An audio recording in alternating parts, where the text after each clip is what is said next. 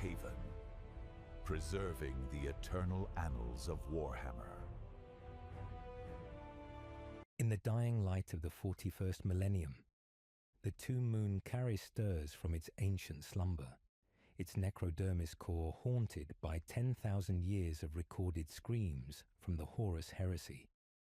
Pharaon Virion Neith, bound to this celestial sepulchre since the Great Crusade, awakens to find his moon's data crypts overflowing with the death songs of loyalist and traitor alike.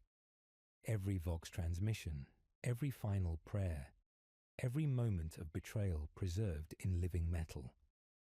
As the galaxy burns anew, Virion must confront the weight of being history's most unwilling chronicler, while ancient enemies and unlikely allies converge on his moon, each seeking to claim or destroy the most complete record of humanity's greatest tragedy.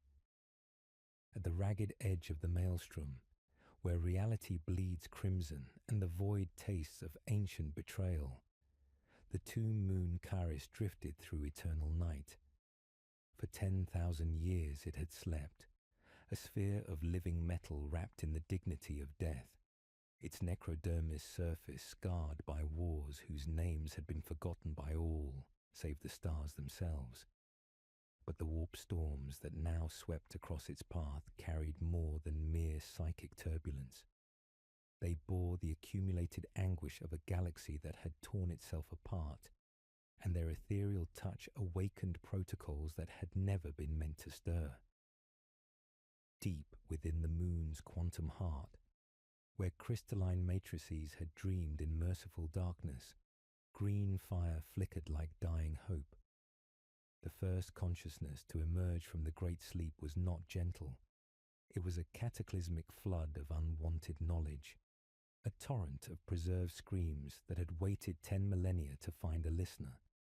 Pharaon Virion Neith awakened not to silence, but to the sound of humanity destroying itself, one brother's betrayal at a time. His awareness expanded through neural networks of living metal, and with it came the crushing realization of what his two-moon had become. Every Vox transmission from the Horus Heresy, every final prayer whispered in the darkness of treachery, every moment when loyalty died and the galaxy began its slide toward eternal war, all of it preserved in perfect, terrible clarity within necrodermis memory banks that had never been designed for such poison.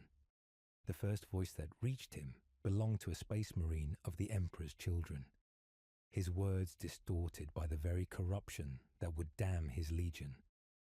Brothers, why do you turn your weapons upon us? We are still loyal. We are still... The transmission dissolved into static, then the wet sound of chain blades finding their mark. Another followed, younger and more desperate. Throne preserve us. The word-bearers have turned. This is Sergeant Maxim of the 47th Company. If anyone can hear this. The words became screaming as orbital fire turned flesh to ash and hope to nothing. Virion tried to shut down the playback systems, but they had become part of him during the long sleep, integrated into his very essence. The moon had transformed into a vast sepulchral library, and he was both its curator and its prisoner. Each memory was a weight upon his immortal consciousness, each preserved moment of betrayal another chain binding him to humanity's greatest tragedy. We truly love and care for you, dear listeners, in this cold universe where memory itself has become a curse. Before we begin this tale of ancient sorrow and impossible choices, tell us, where in the world are you watching from, and what time is it there? Now let's descend into the darkness together. Through quantum matrices flowed the death songs of Istvan III, where virus bombs had turned loyal Astartes into screaming statues of glass and bone. He experienced the drop site massacre through 100 different perspectives. Loyalists, realizing too late that their brothers had become their executioners, the moment when trust died and civil war was born. voices came in waves. Imperial army troopers calling for mothers they would never see again. Remembrancers weeping as they recorded the end of everything they had believed in, even the final words of Primarchs as they faced the unthinkable reality of brother killing brother. But it was not merely the grand moments of treachery that haunted his circuits. Virion found himself experiencing the small betrayals too. A ship's captain selling out his crew for promises of power, a planetary governor opening his world's defences to the enemy, a single guardsman putting a lasgun to his commissar's head rather than face another day of hopeless war. Each act of faithlessness had been catalogued, filed away in memory cores that had never been meant to hold such concentrated anguish. The cosmic horror of his situation crystallized as Virion's consciousness fully integrated with the moon's systems. He was not merely a witness to history.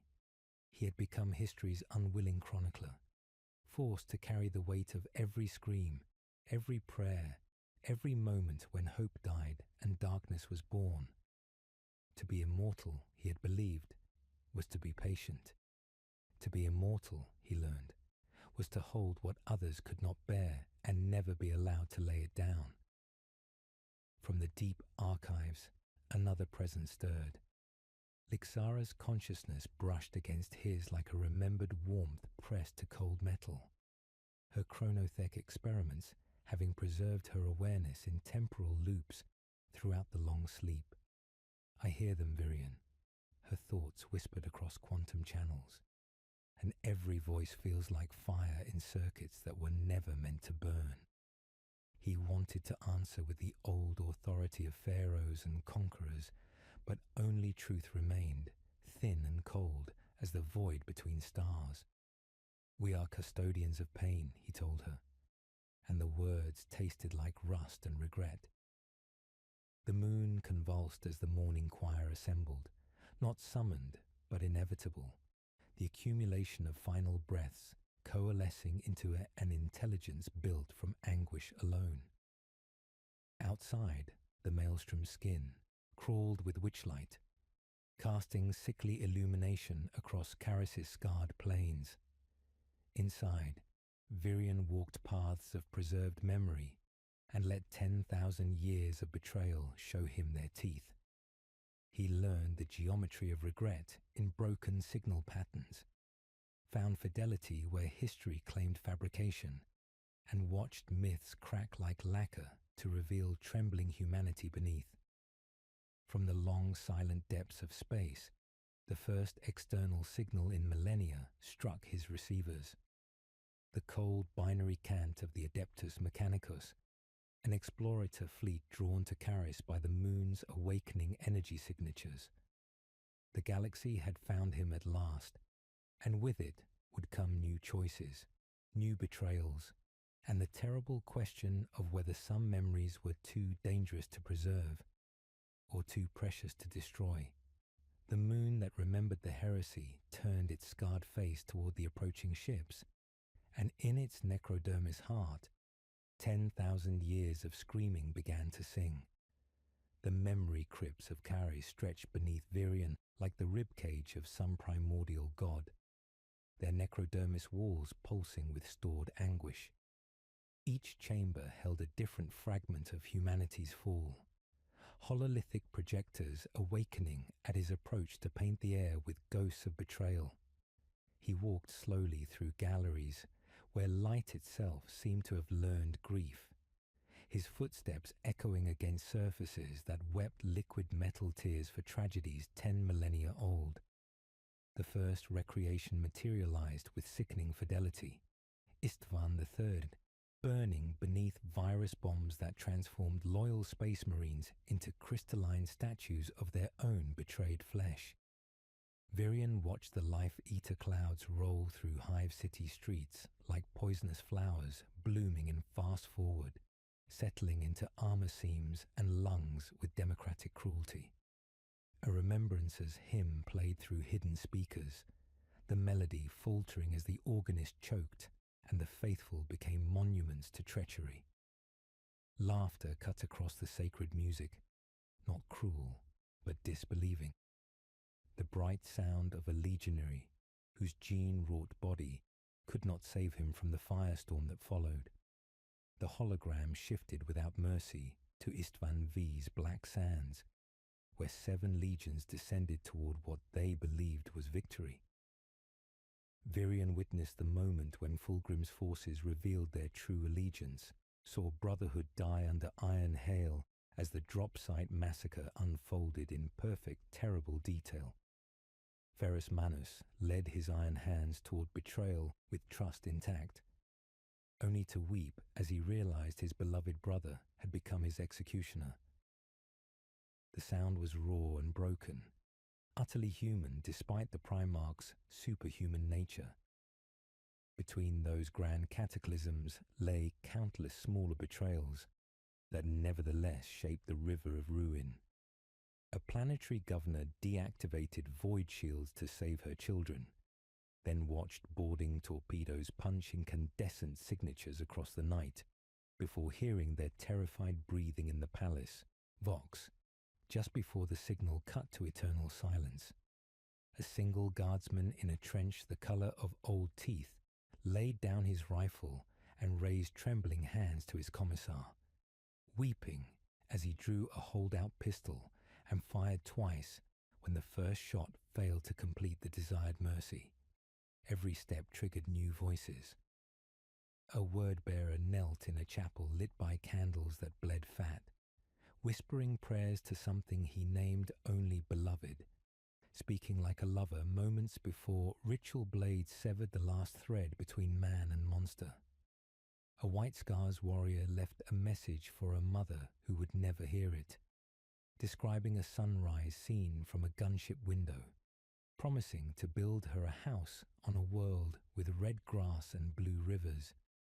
He died 6 minutes later, and the house remained a bright lie vibrating forever between stars. The emotional weight pressed through Virion's necrodermis shell like winter settling in mortal bones. His systems, designed for conquest and the cold calculus of war, strained under the accumulated sorrow. Data glyphs swarmed his vision, adjusting coolant flow and partitioning memory banks as if grief were a consumable resource threatening to overload his ancient frame. You carry their pain like a crown of thorns. Lixara's voice whispered through quantum channels, her consciousness flowing like liquid starlight through the moon systems. Her chronothek experiments had preserved her awareness in temporal loops during the Great Sleep, distributing her essence through crystalline matrices that refused to let memory die. Virion stopped walking, letting 10,000 years settle on his shoulders like a funeral shroud. I never asked to be their chronicler, he said to Chambers that had learned to taste regret. This moon was meant to be a fortress, not a sepulchre for their sorrows. Yet here we are, Lixara replied, her presence coalescing into shimmering outline that walked beside him. The only witnesses to truth the galaxy has forgotten or chosen to distort. Do you know what the Imperium teaches about Istvan now? They call it noble sacrifice, glorious martyrdom. They have made myth from murder. A new transmission materialized, not grand battle, but simple human truth. A woman, perhaps a remembrancer, spoke into a failing communicator with desperate hope. My name is Elena Vasquez, and I want my daughter to know I thought of her when the end came. Tell her that love endures even when everything else burns. The message ended in decompression's wet crunch, but her voice lingered like a ghost refusing departure. Virion felt something crack in his necrodermis chest, a sensation unknown since biotransference stripped away his capacity for tears. We are custodians of pain, he admitted, the words tasting like rust and regret. Lixara's outline solidified slightly, chronothek mastery, allowing brief moments of near physical presence. She reached toward him with fingers made of temporally displaced light, and for an instant he felt the ghost of her touch. Perhaps that is what makes us the last true inheritors of their legacy. Not their strength or conquest, but their capacity to grieve for what was lost. Their reunion was strange alchemy of joy and tragedy. Joy because after millennia of solitary slumber, he was not alone. Tragedy because their shared understanding was founded upon cosmic horror. They were the only beings who truly witnessed the heresy's scope, carrying burdens no empire remembered completely. Above them, the moon systems registered approaching Mechanicus signals, but in the memory crypts time moved differently, measured not in hours, but in accumulated weight of sorrow. Here, surrounded by echoes of humanity's greatest tragedy, two ancient beings stood witness to pain that refused to die, keepers of truth too terrible to speak and too precious to abandon. The deepest memory vault of Caris pulsed with malevolent energy, its crystalline walls stained black by recordings too poisonous for standard storage matrices. Warning glyphs in 17 dead languages flickered across the chamber's entrance, but Virion passed through regardless, drawn by morbid necessity to witness the crown jewel of his unwanted collection, transmissions from the vengeful spirit itself, captured during the final days when reality had grown thin and the moon's sensors could pierce even the flagship's shielding. The chamber's atmosphere felt thick with accumulated anguish, each holographic projector awakening at his approach like sleeping predators sensing prey. Here lay the recordings that had nearly shattered his quantum consciousness during the first awakening. The voice of Horus Lupercal himself, preserved in perfect, terrible clarity as corruption claimed the galaxy's greatest hope. The first hologram materialized with sickening fidelity, painting the air with ghosts of betrayal. The War Master stood in his sanctum aboard the vengeful spirit, but this was not the Horus that legends remembered. Chaos had hollowed him from within, leaving something that wore his face like an ill-fitting mask, features twisted by powers that had no names in mortal tongues. His voice carried harmonics that made reality shiver, each word dripping with the honey poison of damnation. My sons, the thing that had been Horus whispered to assembled captains, his presence radiating wrongness that made their gene seed recoil in horror. Do you see how beautiful terror looks when it burns? How the Emperor's golden palace cracks like an egg to birth our new age? Virion experienced the recording not as distant history, but as immediate, visceral trauma. His necrodermis form registered phantom pain as the transmission's psychic resonance clawed at systems never designed to process such concentrated corruption. Through quantum matrices flowed the War Master's final moments of clarity. Brief seconds when the real Horus surfaced from the warp's embrace, his true voice cutting through demonic whispers like a blade through silk. What have I done? The real Horus gasped during one such moment, staring at hands that dripped with the blood of worlds. Sanguinius, my brother, forgive me. I remember now. I remember who I was before the voices came. But the clarity lasted only heartbeats before darkness reclaimed him, leaving behind something that spoke with the tongue of primordial annihilation. The recordings shifted without mercy, showing the War Master's private chambers where he knelt before altars built from the bones of fallen worlds. Here the corruption was complete, his prayers addressed to entities whose true names would shatter mortal minds. Yet even in damnation, fragments of the old Horus remained, a tremor in his voice when he spoke of his father, tears that fell like acid when he thought no one was watching. I was the brightest of his sons, the corrupted Primarch whispered to shadows that moved without light. He loved me most, and I have repaid that love with the currency of betrayal. The gods promise me vindication, but I taste only ash and the memory of what I've destroyed. Each transmission was a weight upon Virian's ancient consciousness, forcing him to carry not just the knowledge of betrayal, but the emotional reality of it. He felt the precise moment when hope died, when the galaxy's greatest champion became its darkest nightmare. The cosmic horror of witnessing such complete corruption pressed against his necrodermis shell like winter settling in mortal bones. A new presence entered the memory vault, footsteps ringing against necrodermis floors with the authority of stellar judgment. Triarch Praetorian 40KLore materialized from quantum displacement fields, his form wreathed in the cold fire of the Silent King's authority. Where Virian's frame showed the wear of ages, 40KLore remained pristine, a walking embodiment of Necron perfection, untouched by doubt or the weight of unwanted knowledge. Pharon Virion Neth. The Praetorian's voice carried the weight of absolute authority, each word precisely calibrated to convey the Silent King's will. By what right do you preserve the corruption of lesser species? The edicts are clear. Dangerous knowledge must be contained or destroyed. Virion turned from the hologram, though Horus's tortured voice continued echoing through the chamber like a funeral dirge. I preserve truth, Praetorian. Nothing more, nothing less. These recordings are history, not heresy. History. 40KLore gestured toward the writhing image of the corrupted Warmaster. This is the psychic vomit of a species too weak to resist its own base nature. You risk contamination for the sake of chronicling their failures.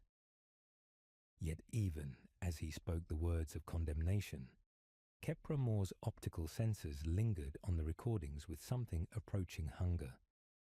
Here was complete documentation of a species' fall from grace, not unlike the Necrontyrs' own descent into biotransference. The parallel was unmistakable and deeply troubling. Watch, Virion commanded, his authority as Pharon overriding protocol. See how they were corrupted, and tell me you recognize nothing familiar. The hologram shifted to show Horus in his final moments of humanity, standing before the golden throne, as the Emperor's psychic fire burned away the last of his corruption. In that instant, the real Warmaster returned, broken, weeping, begging forgiveness for crimes that had damned the galaxy. His death was both mercy and tragedy, the end of a son who had been twisted beyond recognition by powers that promised everything and delivered only ashes. 40KLore's frame went rigid as understanding struck like a physical blow. The Necrontyrs' transformation into soulless machines, their willing embrace of biotransference to escape mortality. How different was it from Horus's corruption? Both species had sought transcendence and found only emptiness, trading their essential nature for promises of power that ultimately consumed them. The Citan whispered to us as these chaos entities whispered to him. The Praetorian said slowly, his voice stripped of its earlier certainty. We thought ourselves wise to accept their bargain, but perhaps we were simply the first to fall. In the memory vault's depths, two immortal beings stood witness to the moment when the galaxy's greatest hope became its darkest nightmare, and recognized in humanity's fall the echo of their own damnation. The rigid certainty of Necron lore began to fracture under the weight of 10,000 years of human despair, leaving 40KLore torn between duty and the terrible possibility that this dangerous knowledge might hold the key to understanding their own tragic immortality. Above them, the moon systems registered new arrivals, more ships drawn by the awakening energies, each bearing their own agenda for the knowledge preserved in Charis's depths. The scarred hulls of the Mechanicus fleet translated from warp space like iron prayers made manifest. their cathedral spires wreathed in the aurora discharge of successful passage. At their head sailed the Arch Mechanicus, Omnissiah's truth, her ancient frame bristling with sensor arrays that swept the void with mechanical hunger. Magos Explorator Thane Corvanis stood within her command sanctum, his augmented form a symphony of clicking servos and whirring cogitators, optical mechadendrites weaving patterns of binary cant as they processed the impossible energy signatures radiating from the tomb moon ahead. For 3 centuries, Corvanis had followed fragmentary data traces through the galaxy's forgotten corners, seeking standard template construct patterns lost during the dark age of technology. His augers painted cascading data streams across the void, each scan revealing new impossibilities. The moon's surface writhed with necrodermis architecture that predated human civilization, yet its quantum matrices pulsed with distinctly Terran energy signatures. Deep-range auspex detected vast data vaults containing information in formats that matched Great Crusade-era transmission protocols. Blessed be the Omnissiah, Corvanis intoned through his vox grill, static crackling like electronic prayer. For he has led us to knowledge beyond measure. From Charis's depths, Virion observed the approaching fleet with ancient curiosity. He had watched empires rise and fall, had seen conquest and collapse repeat across stellar cycles, but something about these mortals intrigued him. They sought knowledge with religious fervor, wrapping their hunger in ritual and dogma.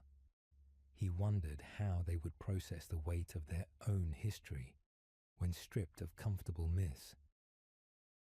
A transmission reached the Mechanicus fleet, elegant quantum harmonics that spoke directly to machine spirits with mathematical poetry. I am Pharaon Virion Neth of the Sautek dynasty. The voice carried authority that made even Corvanis's augmented consciousness genuflect in recognition. You seek knowledge, children of the Omnissiah. I am willing to grant limited access to my archives if you demonstrate wisdom to handle what you discover. The negotiations that followed were conducted in pure mathematics, the universal language of scientific truth. Virion established what he privately termed pilgrim protocols, access to outer data vaults while deeper archives remained sealed. Corvanis agreed eagerly, his hunger for knowledge overriding the caution that should have accompanied any bargain with Xenos entities. The first data transfers began within hours, quantum streams carrying technical specifications that made Corvanis weep lubricant tears of joy. Here were complete STC patterns for technologies lost since the Age of Strife, detailed schematics for weapons that could crack continents, and most precious of all, the Emperor's own notes on Primarch creation, written in his perfect script and bearing the psychic resonance of divine authorship.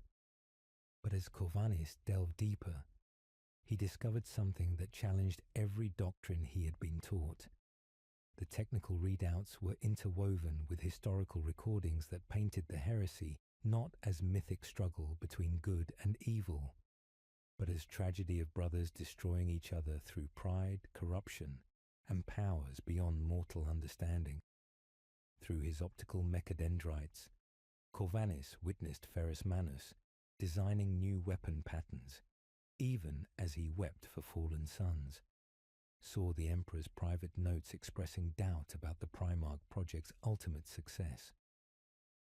When hololithic projections showed Angron's descent into berserker madness, tearing apart his own legionaries in uncontrolled fury, Corvanis instinctively reframed the horror through imperial dogma. The Emperor's wrath was just, he intoned to his assembled tech priests. His loyal sons cleansed the galaxy of the traitor's stain. Yet the recordings showed no cleansing, only a Primarch, consumed by rage, destroying everything he once protected. Virion observed this selective perception with fascination and growing concern. The Imperium had not merely forgotten its past, it had actively rewritten it, transforming tragedy into convenient narrative. Heroes and villains were constructs for those who could not bear moral ambiguity's weight. Your species mythologizes its tragedies, Virion noted during one data exchange, his consciousness interfacing directly with Corvanis's cogitators. You have made the heresy into morality play, but truth is more complex than your legends allow. Corvanis found himself torn between revelation and revulsion. The pure knowledge he craved came wrapped in truths that challenged imperial faith's foundations. Complete schematics for prototype star forts, lost for 10 millennia, sat alongside records of the dark pacts that had corrupted their builders. Yet he could not stop accessing deeper files, his hunger growing with each discovery. His increasingly desperate attempts to penetrate restricted archives triggered defensive protocols that had slumbered since the heresy itself. Ancient war machines stirred in forgotten chambers, their awakening registered by tomb systems that had learned to taste betrayal. Corvanis deployed logic engines to model potential access keys, ordered tech adepts to sing Binharic chorales tuned to Necron harmonics, even brought forbidden tools from velvet coffers, axiom chisels that could unwrite premises, entropy seeds that tasted like screams. From temporal depths, Lixara felt his probing like drafts in sealed tombs. She appeared in his peripheral feeds as pale afterimage, a woman outlined in time noise, her eyes older than void itself. "Do not," she said without sound, and when he tried to record her form, the image folded backward through causality and became a child's sketch of dying light. "Cease your intrusions," Virion warned, his voice carrying new urgency. "Some archives are sealed for reasons beyond your understanding.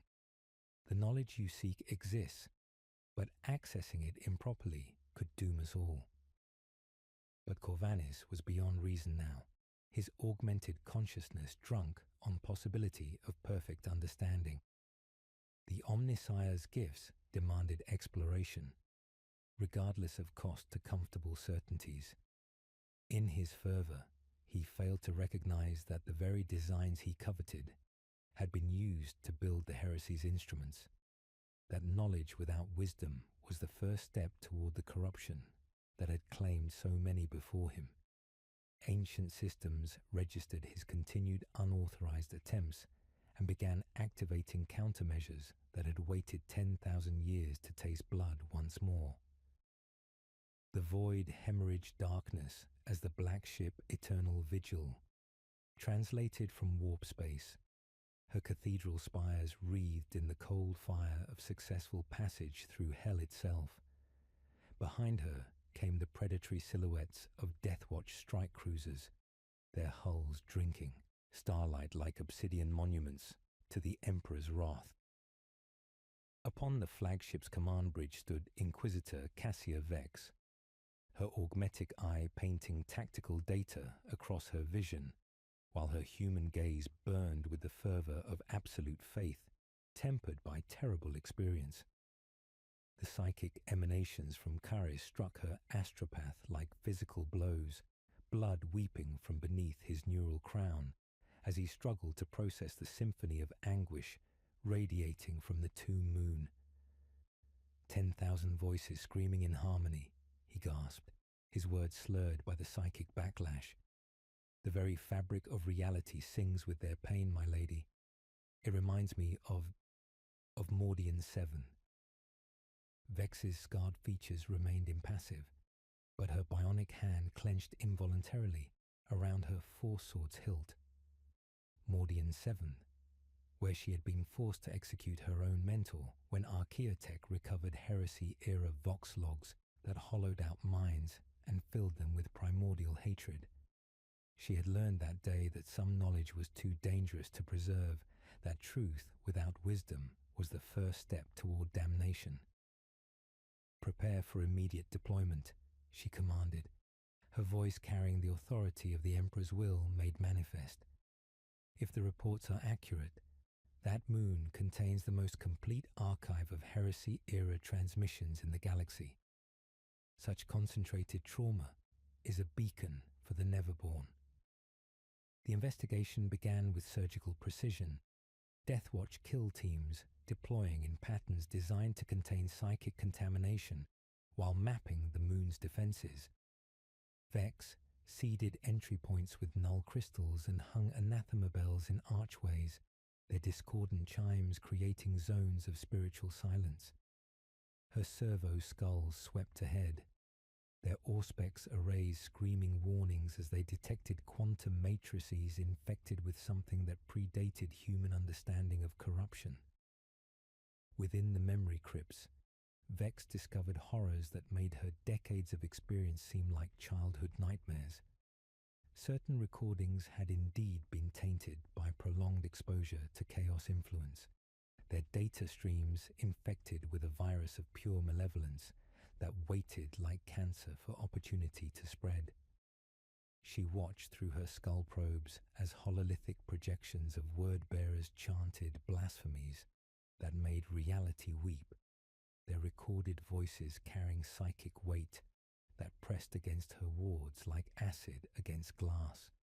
"This is madness," she whispered, when she finally confronted Virion in the moon's central chamber, her force sword drawn but not yet ignited. "You have preserved the very corruption that damned the galaxy. These recordings are not history. They are weapons of spiritual destruction." Virion studied the mortal woman with ancient eyes, noting how her augmetic implants sparked with barely contained fury while her human features remained locked in expressions of righteous determination. "I preserve truth, Inquisitor. Nothing more, nothing less. That some truth is painful does not make it less worthy of remembrance. Truth." Vex gestured toward a memory vault, where demonic laughter echoed through speakers that had learned to taste blasphemy. What truth is served by preserving the exact words that summon demons to possess loyal space marines? What wisdom comes from archiving the precise rituals that turned entire worlds into gates for the warp? The moral crisis crystallized as Vex's investigation revealed the full scope of the corruption. Certain recordings had become focal points for demonic attention, their psychic resonance creating weak points in reality's fabric. A simple Vox transmission from a dying loyalist would suddenly shift mid-prayer, his plea for the Emperor's light morphing into blasphemous chants that made the air itself recoil in horror. Triarch Praetorian Kepra Mor materialized from quantum displacement fields, his pristine form radiating cold authority. "Destroy the corrupted strata," he commanded. "The edicts are clear. Dangerous knowledge must be contained or eliminated." From across the moon's communication networks, Corvanis's desperate voice crackled with static-edged hunger. "No, the patterns can be filtered, the purity of the designs preserved. We cannot lose such knowledge to superstition." Lixara's consciousness whispered through temporal channels, her voice carrying the weight of 10,000 years of longing. "If you burn them, Virion, you burn the tether I need to feel. If we ever hope to wake truly, we must risk remembering what wounded us." Virion faced his first true dilemma as chronicler. Destroying the corrupted sections would preserve the archive's safety, but create gaps in the historical record, gaps that future generations might fill with comfortable myths rather than uncomfortable truths. Keeping them intact maintained complete honesty but risked spreading the very corruption that had damned humanity 10 millennia ago. "You speak of preservation," Vex continued, her voice carrying the weight of personal trauma. "But I have seen what happens when humanity's darkest moments are given form. Better ignorance than damnation. Better myths than madness. Some knowledge is too dangerous to preserve." ancient alarms suddenly shrieked through the moon systems as Corvallis's increasingly desperate attempts to access restricted archives triggered defensive protocols.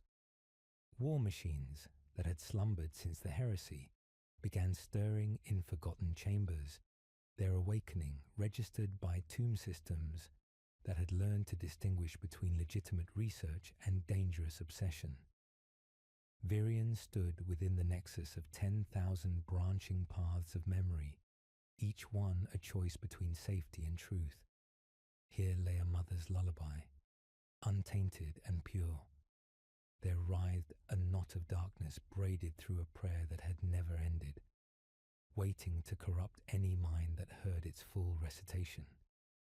He spoke one word to the moon's quantum heart, and a section of archive folded like a dying star. The corrupted cluster burned in digital fire, its destruction echoing through the memory crypts like a funeral dirge. In the flames, he heard whispered gratitude from those who had died wanting to be remembered, and accusations of betrayal from those who believed their suffering had meaning worth preserving. The decision was made, but its consequences would ripple through every consciousness on the moon, as the thin line between remembrance and obsession finally shattered under the weight of impossible choices. The scarred hull of the Iron Warrior's strike cruiser. Bitter victory drifted through the asteroid field's shadows like a predator scenting blood, her ancient armor bearing the accumulated wounds of 10,000 years of endless warfare. Captain Mordian Thex stood upon her command deck, his augmetic eyes studying the tomb moon through tactical displays that painted the void in shades of calculated violence. Each scar across his ceramite plate told a story of siege and failure, of fortresses that had refused to break despite perfect mathematics and flawless execution. Iron within, iron without, he murmured the old litany, but the words tasted like rust and regret. Once they had meant brotherhood and strength, now they served as bitter reminder of what his legion had become, destroyers rather than builders, merchants of death rather than architects of glory.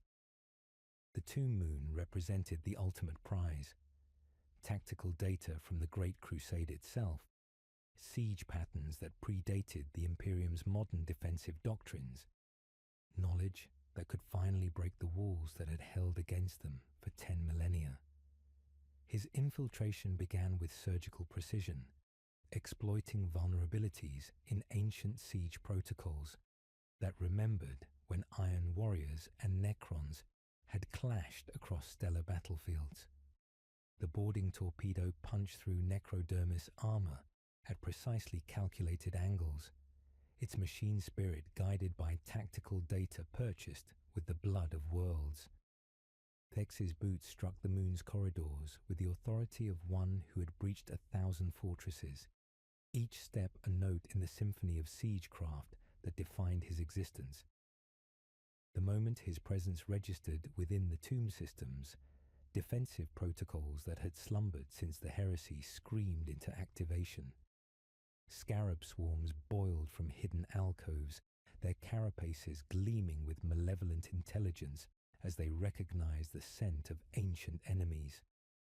Automated guardians unfolded from walls that had seemed solid, their Gorse weaponry painting the air with emerald death that made reality itself recoil in horror.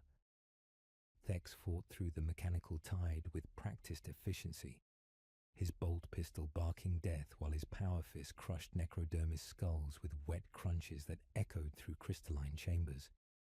Each kill was methodical, calculated, devoid of the berserker fury that marked other traitor legions. The Iron Warriors had learned that rage was a luxury they could not afford. Only cold precision survived the long war's grinding attrition. Ancient war machines stirred in forgotten chambers, their awakening registered by tomb systems that had learned to distinguish between legitimate research and dangerous obsession.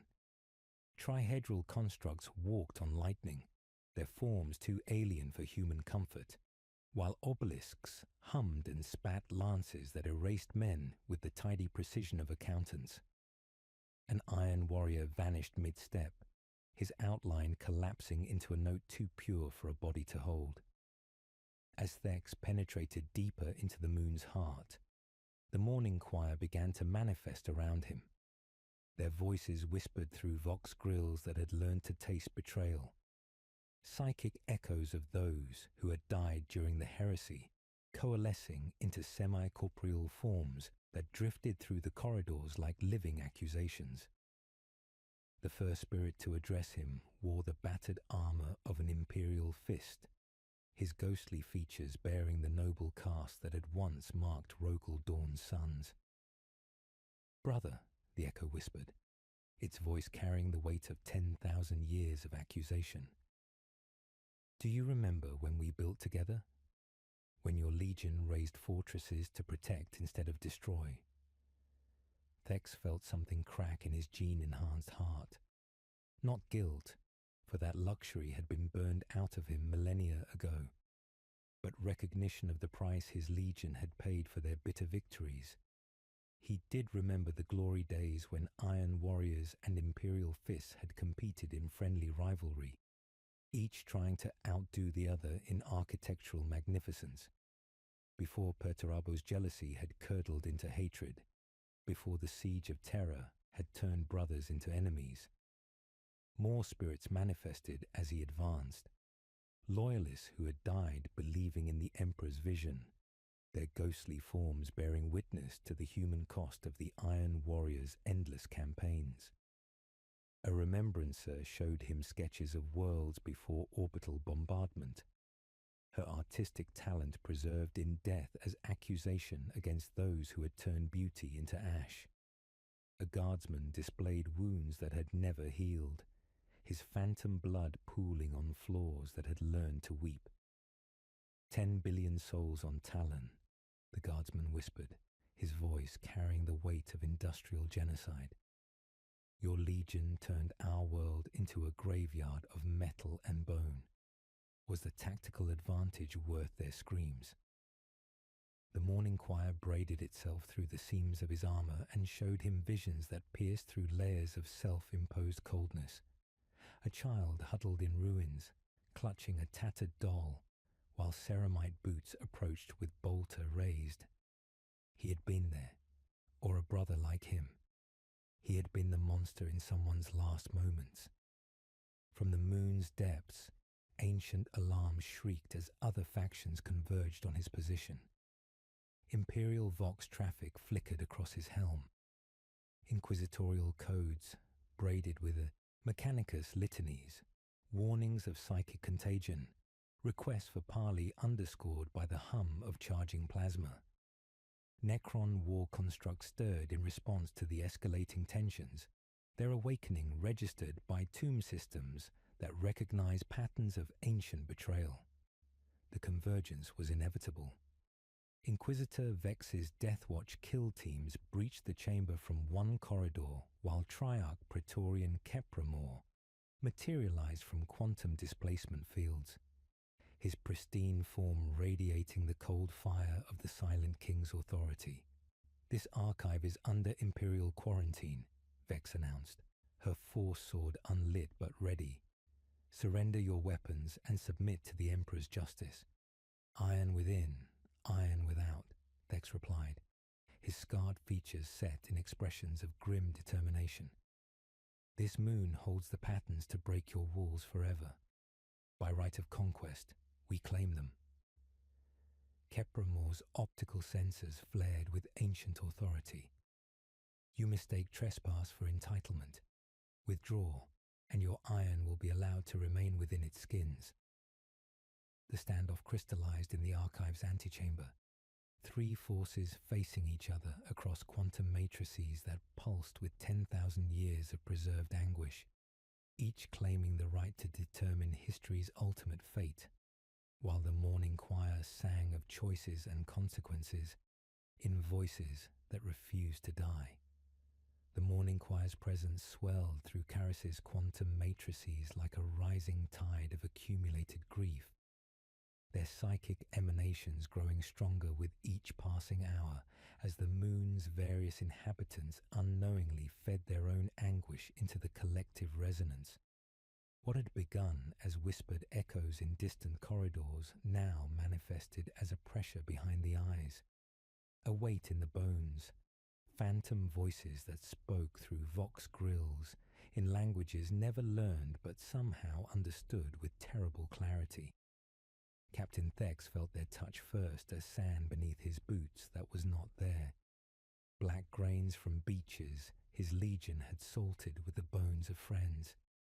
The ghostly presence of a ship's cook from the Eisenstein materialized beside him, her translucent hands still clutching prayer beads she had been holding when virus bombs transformed her into crystalline sculpture. Her voice carried the bewildered innocence of those caught in history's crossfire, untainted by the grand narratives of heroes and villains. "I was making soup for the children in the lower decks," she whispered, her words tasting like old tin cups and summer dust. Real vegetables from the hydroponics bay, grown under artificial suns. They were so excited about fresh food. Most had never seen green things that weren't ration paste. I wanted to tell them stories about gardens on Terra while they ate. The psychic manifestations affected each faction with surgical precision, targeting the cracks in their certainties with voices that refused to remain silent. Inquisitor Vex's Death Watch, Marines reported increasing difficulty maintaining combat focus as the choir showed them visions not of glorious martyrdom, but of the confused final moments of those who died, not understanding why brothers had turned against brothers. Their gene seed rebelled against accumulated anguish, superhuman physiology struggling to process emotional weight their training had never prepared them to carry. Through his augmented consciousness, Magos Explorator Kovanis experienced the heresy not as mythic struggle between good and evil, but as tragedy of good intentions corrupted by powers beyond mortal understanding. A tech adept from the Iron Hands appeared before him, spectral mechadendrites weaving patterns of loss through recycled air while displaying schematics for weapons designed to heal rather than harm. Emergency medical servitors, the ghostly priest explained, his voice crackling with static that tasted like regret. Built to tend wounded in battlefield conditions, their machine spirits programmed with Hippocratic protocols. But when the betrayal came, they were reprogrammed as plague carriers. Our mercy became their weapon. Our healing touch transformed into vector of death. From the moon's temporal depths, Lixara felt the choir's growing strength like fire in circuits that had been cold for millennia.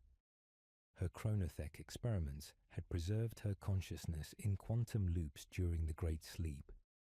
But the psychic impressions offered something she had not dared hope for, the possibility of feeling again, of experiencing the full spectrum of emotion that biotransference had stolen from their race. She began her most dangerous work in chambers where time itself grew thin, using temporal manipulation to merge her consciousness with the choir's preserved memories. Her apparatus was not a machine in any sense the Imperium would understand. It was choreography of timings, lattice of delayed events folded into each other until cause and consequence shook hands across millennia. She drew threads of the choir through prisms of quantized grief and refracted them into tonalities Necron minds could pass. The process was excruciating, like forcing necrodermis to bleed or teaching stone to weep. But for brief moments, she achieved the impossible. Through a dying loyalist's final prayer, she experienced love for the Emperor that transcended rational thought. Through a traitor's last moments of clarity, she felt crushing weight of regret that could break even superhuman hearts. Her form flickered between states of existence as she pushed chronothec mastery beyond safe parameters, outlines sometimes solid, sometimes translucent, occasionally fracturing into multiple temporal echoes that spoke in overlapping voices. "I can feel their pain," she gasped during one brief moment of coherence, her voice carrying harmonics that made reality shiver. For the first time since biotransference, I remember what it means to grieve. The price is madness, but the alternative is eternal emptiness.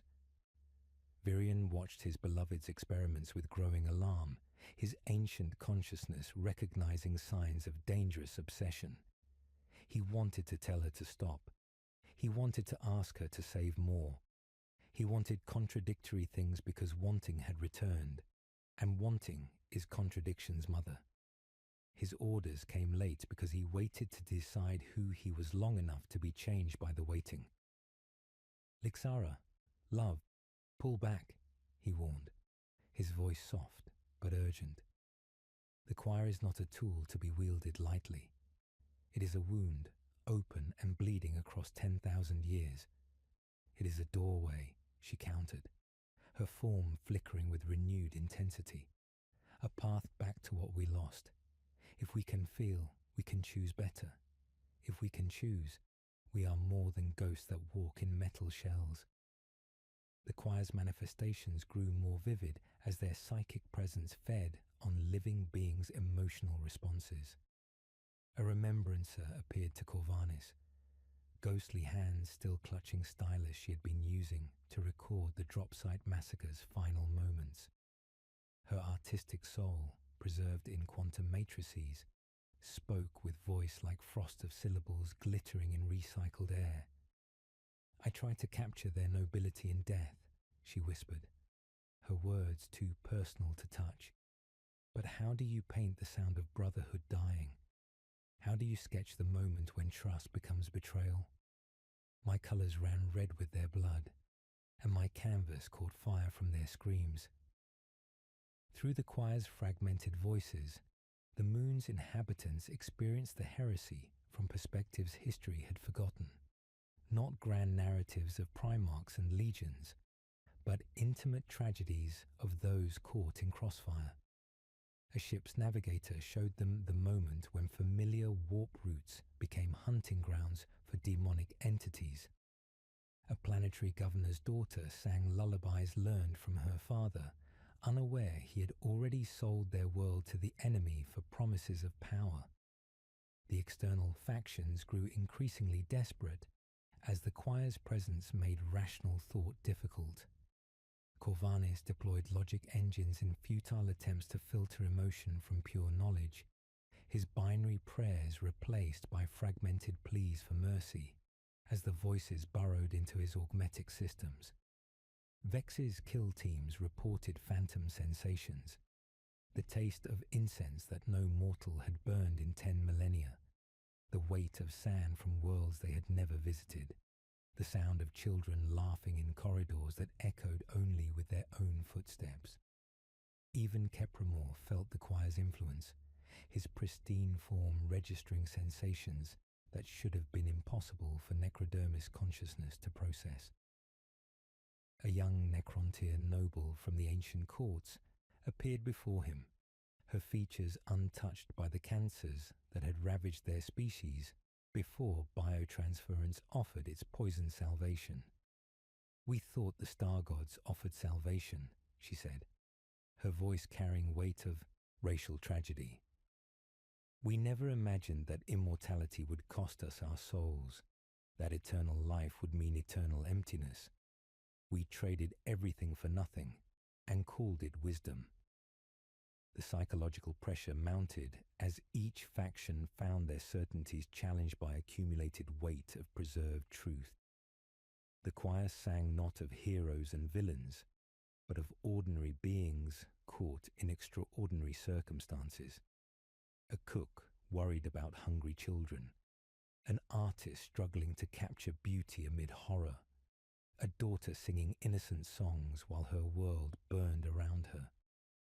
In the moon's heart, Virion faced terrible realization that his archive had become something beyond his control, not merely repository of memory, but living testament to the price of existence itself, where the dead refused to remain silent and the weight of accumulated anguish threatened to drive the living mad, while offering the promise of feeling to those who had forgotten how to weep.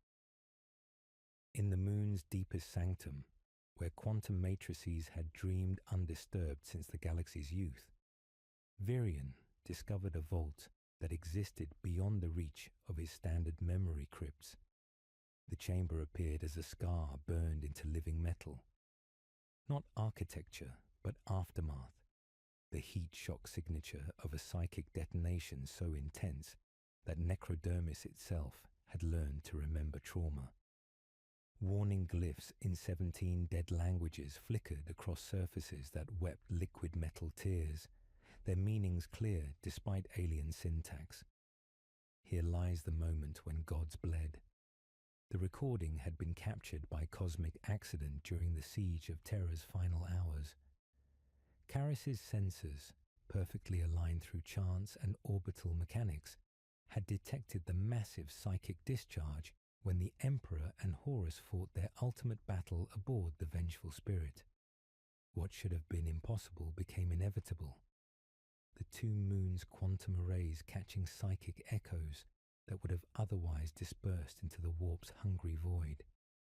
As Virion's consciousness interfaced with the archive's core, he immediately understood why this memory had remained sealed beyond even his access.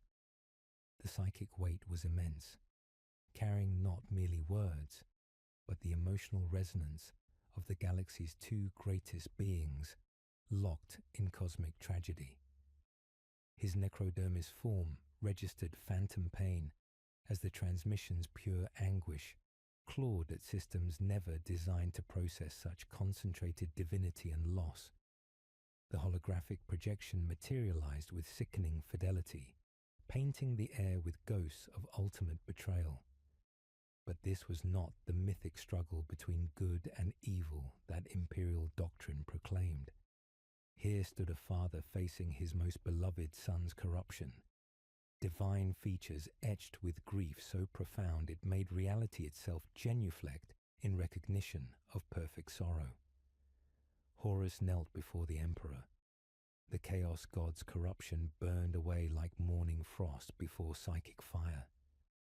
For these final moments, the real War Master had returned, broken, weeping, begging forgiveness for crimes that had damned the galaxy. His voice carried the bewildered pain of one awakening from nightmare to find it devastatingly real. "Father," Horus whispered, his words tasting like ash and the memory of brotherhood. "What have I done? I remember now. I remember who I was before the voices came. The sons I've led to damnation, the worlds I've burned. How can you forgive what cannot be undone?" The Emperor's response carried weight that made Virion's ancient consciousness recoil in recognition of power beyond mortal understanding. Yet beneath divine authority lay something achingly human, a father's love for a son who had fallen beyond redemption. "My beloved child," the Emperor said, his voice radiating harmonics that made the warp itself pause in reverence. "You were the brightest of my sons, the one who carried my hopes for humanity's future. The corruption was not your choice. I failed you by not seeing the darkness that whispered in the spaces between stars."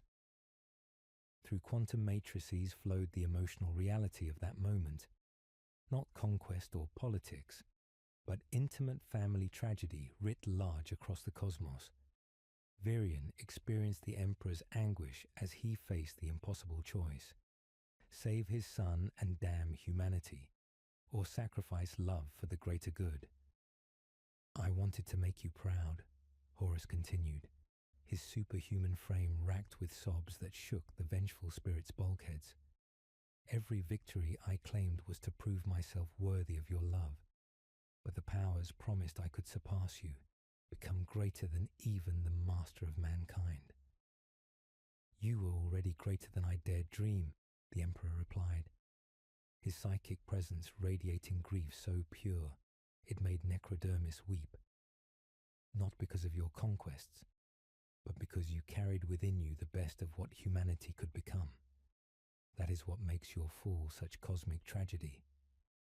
The recording captured Horus realizing the full scope of his betrayal, not just of the Imperium, but of every human soul who had looked to the stars with hope. His anguish transcended individual suffering, becoming universal lament for innocence lost and trust betrayed forever. End it, Horus begged, his voice breaking like a child's confession. I cannot live with what I've become. Grant me the mercy of oblivion. The Emperor's final words carried love and loss in equal measure. You will be remembered not for your fall, but for the light you carried before darkness claimed you. Sleep now, my son. Dream of the golden age we might have built together. The psychic discharge of Horus's death sent shockwaves across the galaxy, but Caris's arrays captured something more precious. The emotional resonance when a father's love proved insufficient to prevent cosmic tragedy. Virian's consciousness reeled under the recording's weight, struggling to process the pure humanity at the heart of the Imperium's greatest myth. Here was truth stripped of comfortable narratives, family tragedy that had shaped 10 millennia of endless war. The archive's activation screamed across every sensor array on the moon. Through communication networks, desperate transmissions crackled with new urgency as each faction detected the impossible psychic signature. Magos Corvanis's binary cant dissolved into fragmented prayers as his consciousness registered theological truth that could reshape imperial understanding. Captain Thex felt the recording like pressure behind his breastbone, recognizing his War Master's final moments. Inquisitor Vex's augmetic eye registered the massive psychic resonance with growing horror at its potential for corruption. Kepra Moore stood rigid as understanding struck. Here was cosmic significance that paralleled their own tragic fall to biotransference. Above them all, the Morning Choir's voices swelled with new intensity, their psychic presence fed by the Emperor's preserved anguish as ancient alarms shrieked through Caris's depths.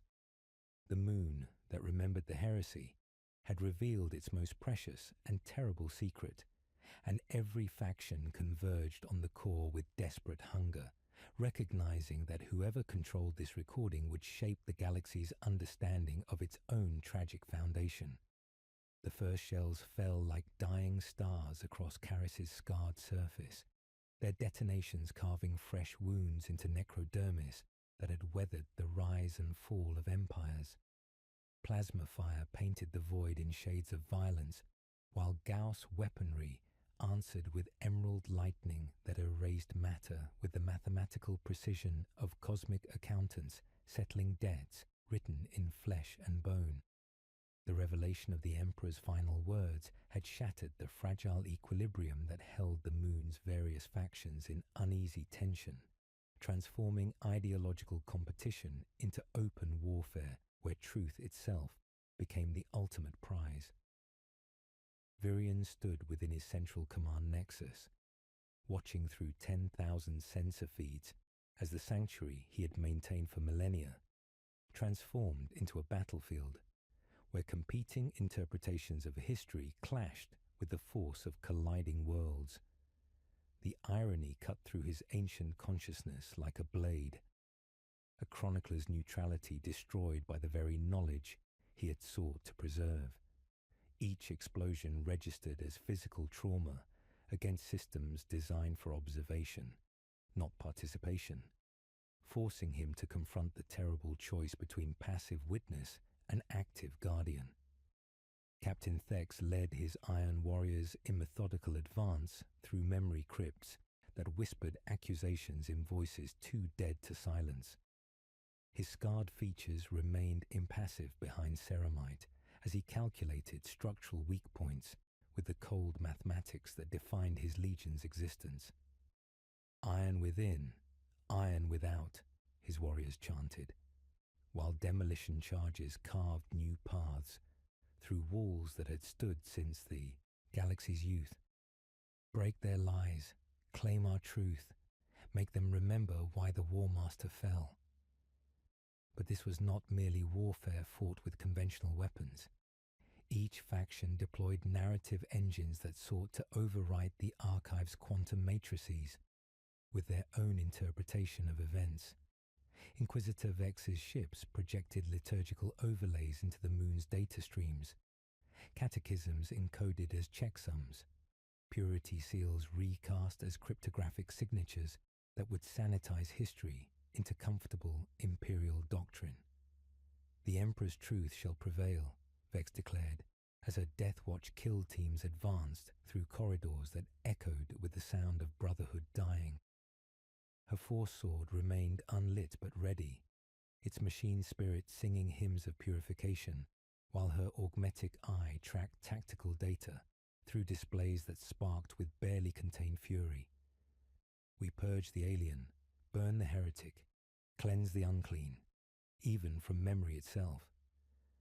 Magos Explorator Corvanis deployed logic engines wrapped in Binharic canticles, promising to filter corruption while preserving the Emperor's pure patterns.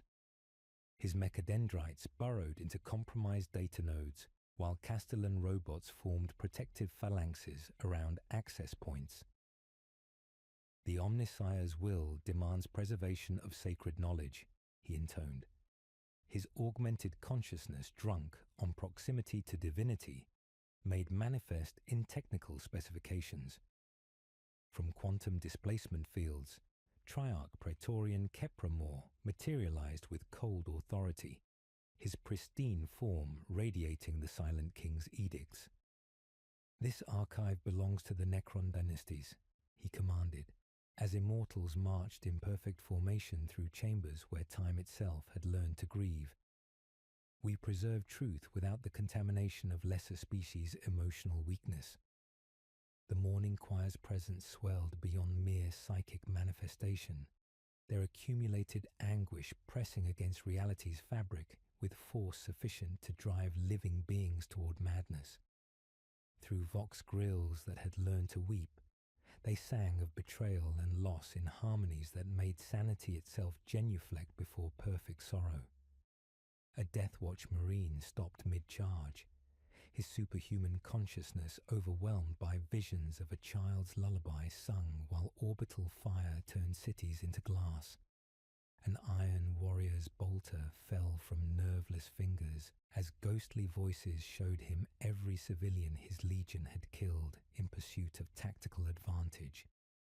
Ancient tomb complexes throughout Caris stirred to mechanical life, their defensive protocols activated by combat signatures that registered as threats to preserved knowledge. Scarab swarms boiled from hidden alcoves, while Canoptech constructs flowed like liquid metal through corridors that had become arteries of war. These were not Virian's personal forces, but automated guardians programmed during the moon's construction. Machine spirits that recognized only the imperative to protect archived knowledge at any cost. The battle escalated beyond physical violence into conceptual warfare, where competing truths clashed like armored titans. Imperial forces sought to destroy elements that contradicted their mythologized narrative, while Iron Warriors fought to uncover raw, unvarnished records of their Primarch's fall. The Mechanicus yearned for pure data, regardless of moral implications, and the Necrons under Kepramor's command fought to secure the archive as a tool for their species' awakening. From temporal depths, where chronothec experiments had grown increasingly dangerous, Lixara's voice echoed through quantum channels with growing desperation. The choir grows stronger with each death. Their anguish feeds on violence, creating resonance cascades that threaten reality's foundation. Virion felt the weight of impossible choice settling upon his ancient shoulders. For millennia, he had maintained strict neutrality as chronicler, preserving truth without judgment or interference. But the archive he had created was being torn apart by the very factions who claimed to value knowledge, their competing interpretations threatening to destroy the memories he had spent eternity protecting. The moment crystallized as Iron Warriors breached the central archive, while Deathwatch forces converged from the opposite direction.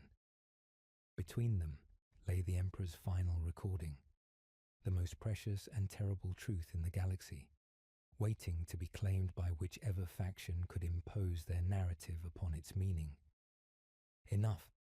Virion's voice carried across all communication frequencies, his authority as Pharaon overriding every other signal. You fight over knowledge you do not understand, seeking to claim truth that belongs to all or none. I have watched empires rise and fall, witnessed the birth and death of stars, but never have I seen such willful blindness to wisdom's cost. Ancient war machines stirred at his command. Not the automated guardians, but personal forces that had slumbered in the moon's deepest vaults. The decision was made, neutrality abandoned for the sake of the memories in his care. The chronicler had become guardian, and the siege of memory entered its bloodiest phase as competing narratives clashed with the fury of dying gods, while the morning choir sang of choices and consequences in voices that refused to die. In the temporal laboratories buried beneath Karis's quantum heart, where crystalline matrices pulsed with the accumulated weight of stolen moments, Lixara prepared to wound causality itself. Her chronothek apparatus filled the chamber like a web spun from frozen time. Temporal fields that held fragments of yesterday suspended in amber, made of pure possibility. Each node sang with stored emotion, harvested from the moon's Heresy recordings and refined through millennia of desperate experimentation into something that might teach Necrodermis to weep. The battle raging above sent tremors through ancient foundations, but Lixara felt only the weight of 65 million years of emptiness pressing against her consciousness. For eons she had existed as ghost-haunting machine, awareness trapped in shells that could process data but never truly feel. The archived emotional resonance offered what she had believed lost forever, the capacity to experience love, grief, hope, and despair with intensity that made existence meaningful rather than merely functional. "Initiate temporal cascade protocols," she commanded, her voice carrying harmonics that made reality shiver. Authorization, Neth Omega Eternity. Open the wounds of time and let them bleed, feeling into metal hearts. The chronothek cascade began as whisper of displaced moments, seconds stolen from the past and woven into present reality. Through temporal matrices flowed the emotional weight of dying loyalists, their final prayers carrying resonance that pressed against Necron consciousness like fire against ice. The apparatus drew her deeper into crystalline embrace as past and present began to merge, creating overlapping realities where ancient tragedy played out alongside contemporary warfare.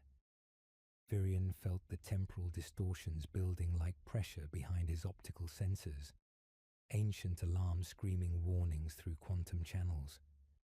Lixara, beloved, cease this madness.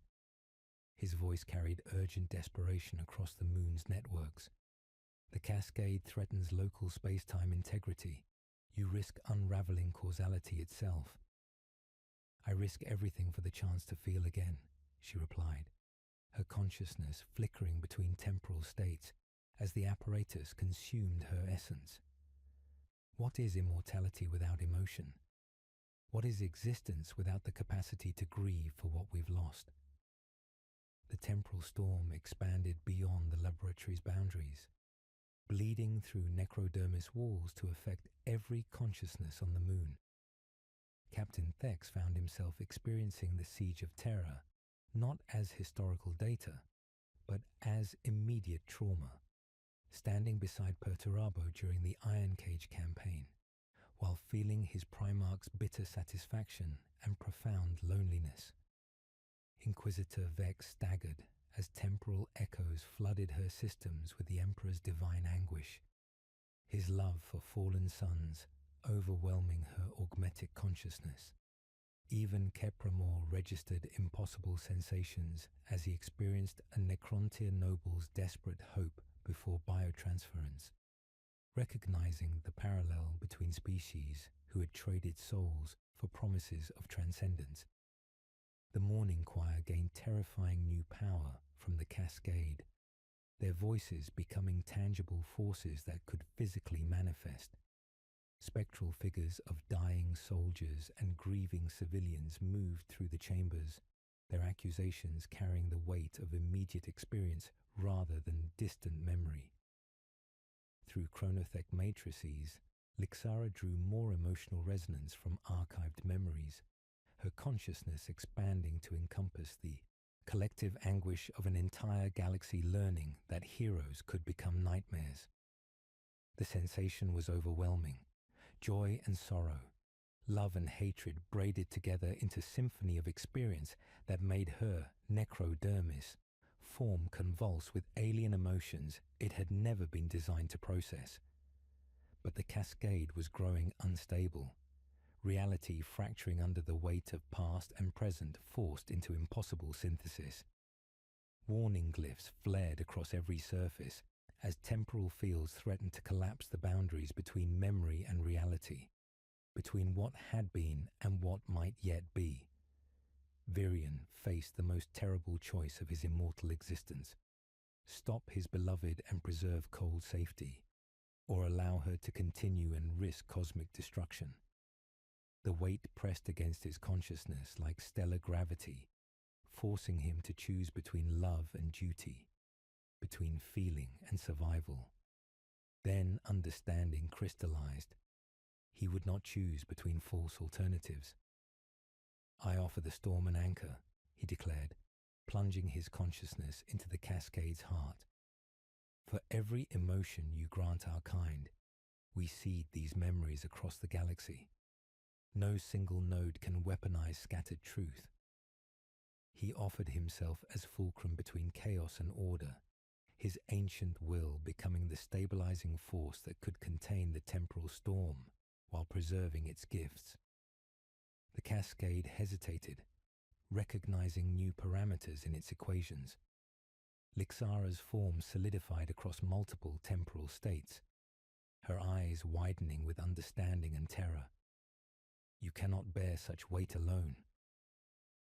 "I was made to carry what others could not," Virion replied, stepping fully into the storm's embrace. "We will feel again, but we will do so without breaking the universe that holds us."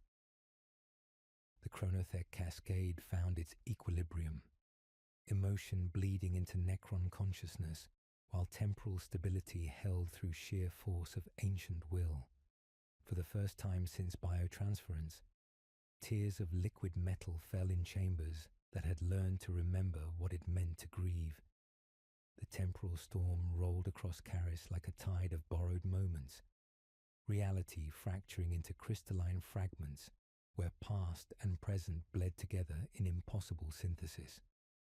The chronothec cascade, stabilized by Virion's ancient will, no longer threatened to destroy causality, but instead created resonant fields that forced every consciousness on the moon to experience the heresy's weight as immediate, visceral truth.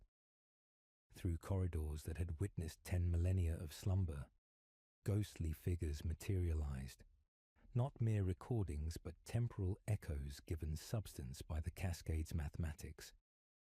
Captain Thex stumbled as displacement seized his awareness, dragging him backward through time's wounded fabric to stand within Olympia's ash-choked ruins. But he was not merely observer. The cascade had woven his consciousness into memory itself, making him participant in his legion's damnation. Through Perturabo's eyes, he felt the crushing weight of being unloved, unappreciated, his meticulous efforts dismissed by a father who saw only results, never the effort behind them. The scene shifted without mercy. He stood in the Ironblood's command sanctum, witnessing his Primarch's final moments of clarity before chaos claimed him completely. Perturabo wept as he ordered bombardments of loyalist positions, tears falling like acid rain while his voice remained steady as granite. "I was meant to build," the Iron Warrior's sire whispered to shadows that offered no comfort. "Every fortress I design, every siege I conduct, is proof of my failure to create rather than destroy." Thex felt the precise moment when pride curdled into grievance, when a son's desperate hunger for recognition drove him into the warp's embrace rather than face the weight of accumulated guilt. "We were all broken by the same hands," Thex whispered, his scarred features wet with tears that tasted like rust and regret. Across the moon's fractured reality, Inquisitor Vex found herself standing within the Emperor's private chambers, experiencing the master of mankind's vision through divine consciousness that burned like stellar fire. But this was not the triumphant golden age that imperial doctrine proclaimed. Instead, she witnessed the Emperor's private despair as he foresaw 10 millennia of stagnation and endless war. "I created them to be shepherds of the galaxy." The Emperor's thoughts pressed against her augmented mind with a weight that made her neural implants spark. "But fear will make them tyrants, and tyranny will make them weak. They will worship me as God while forgetting everything I tried to teach them about human potential." Through divine foresight, Vex experienced the Imperium's future decline. Knowledge hoarded, while ignorance was called sacred. Scholars burned while wisdom was preached.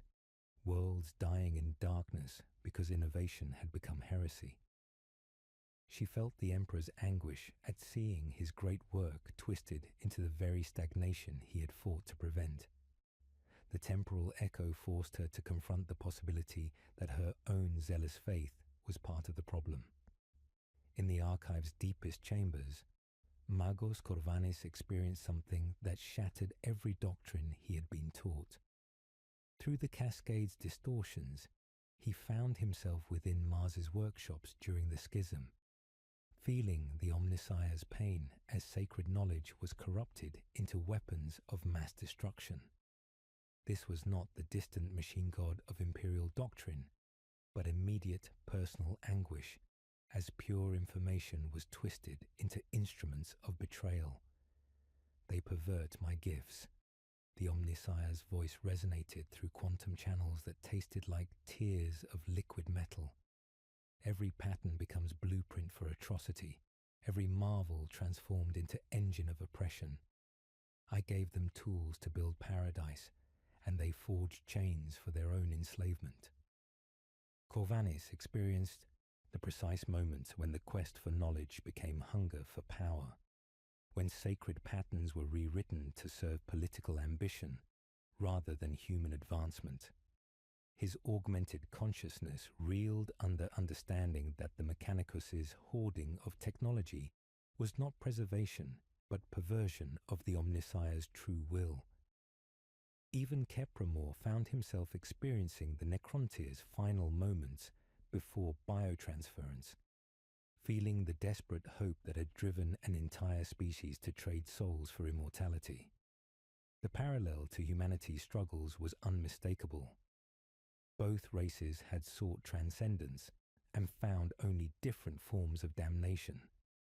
The shared experiences created impossible resonance between former enemies. Thex found himself standing beside Vex in temporal overlap, both experiencing the weight of their respective masters' hidden anguish. The Iron Warrior and Inquisitor looked at each other through eyes wet with tears they had forgotten how to shed, recognizing mutual victimhood in cosmic tragedy that had consumed them all. We are all broken children playing with weapons too dangerous for our understanding, Vex whispered, her voice stripped of its earlier certainty. The War Master fell because he could not bear the weight of perfection's failure, Vex replied, his scarred features reflecting newfound understanding. Perhaps we continue his wars because we cannot bear to stop and count the cost. Kepramore's optical sensors flared with ancient authority tempered by new understanding. The past is not merely history. It is a living wound, and we are all bleeding from it. The temporal storm forced recognition that all factions were victims of the same cosmic forces, their conflicts merely echoes of tragedies that had played out across eons. In chambers where past and present merged, former enemies began to understand that they fought not each other, but the weight of accumulated history, seeking absolution for sins committed by powers greater than themselves. As the echoes began to recede, a fragile alliance took shape, not born of shared purpose, but of shared suffering, a temporary truce forged in the crucible of cosmic empathy that the moon had forced upon them all. The void hemorrhaged silence as reality folded upon itself, dimensional mathematics rewriting the fundamental laws of space to accommodate a presence that predated mortal understanding of authority.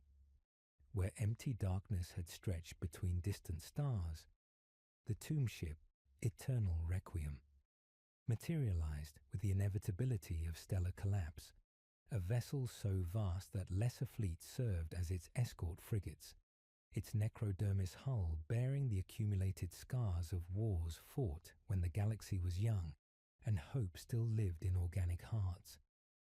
The translation from hyperspace announced itself not with crude warp thunder, but with whispered equations of dimensional folding, reality bending like origami in the hands of cosmic architects. Upon the flagship's command throne sat Sharek, the Silent King, last sovereign of the Necrontyr, and architect of his species' greatest triumph and most terrible tragedy. His form radiated authority that made existence itself genuflect in recognition, not the crude dominance of mortal tyrants, but the weight of absolute responsibility carried across 65 million years of accumulated regret. The effect was immediate and absolute. Throughout Caris, weapons powered down as machine spirits recognized primal authority that transcended programming. Imperial vessels ceased their bombardments. Their crews struck silent by proximity to power that predated human civilization. Iron warriors lowered their bolters as gene-enhanced physiology registered terror at forces beyond mortal comprehension. Even the morning choir's voices faltered, their psychic lamentations reduced to whispered echoes before the presence of one who had orchestrated his entire species' transformation from flesh to living metal. Pharaon Virion Neth, the Silent King's voice carried across quantum channels with the weight of stellar judgment, each word precisely calibrated to convey cosmic authority. You have awakened forces that threaten the Great Sleep's sacred purpose. The Chronothek experiments risk unraveling causality itself, while this archive preserves contamination that should have died with the flesh that spawned it. Virion materialized within the moon's central nexus, his ancient form bearing the accumulated weight of 10,000 years spent chronicling humanity's greatest tragedy. The temporal storm subsided at Sharek's presence, Chronothek fields stabilizing as if reality itself recognized ultimate authority. "My king," he said, the formal address carrying undertones of challenge that would have meant death from any other Necron noble. "I preserve truth. The emotional resonance these memories carry does not diminish their historical value." From temporal depths, Lixara's consciousness flickered into partial manifestation, her Chronothek experiments having distributed her awareness across multiple quantum states. "Great King," The archived emotions offer what biotransference stole: the capacity to feel, to choose, to be more than ghosts haunting metal shells. Without the ability to grieve, we remain perfect engines of repetition. Triarch Praetorian Kepramor stepped forward, his pristine form radiating conflict between duty and newfound understanding. My king, the temporal cascade revealed parallels between our fall and theirs. Both species sought transcendence and found only different forms of damnation. Perhaps the capacity for emotion is not weakness, but the foundation of choice itself.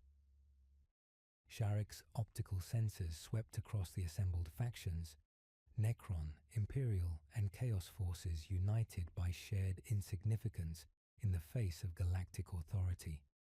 When he spoke, his voice carried harmonics that made reality shiver with recognition of power beyond mortal understanding. "You speak of choice," the Silent King said, the word carrying weight that could crush stars. "We chose biotransference to escape mortality's curse, and in choosing became slaves to our own perfection. The Citan whispered promises of transcendence, and we traded souls for the hollow victory of eternal existence. Through quantum channels flowed memories that Sarek had tried to bury, the moment when he realized biotransference's true cost, when he understood that his species had become slaves to beings that fed on stellar fire and cosmic suffering. The weight of that knowledge had driven him to shatter the Citan, to scatter their fragments across the galaxy. But the damage was irreversible. Inquisitor Vex found her voice despite the overwhelming presence.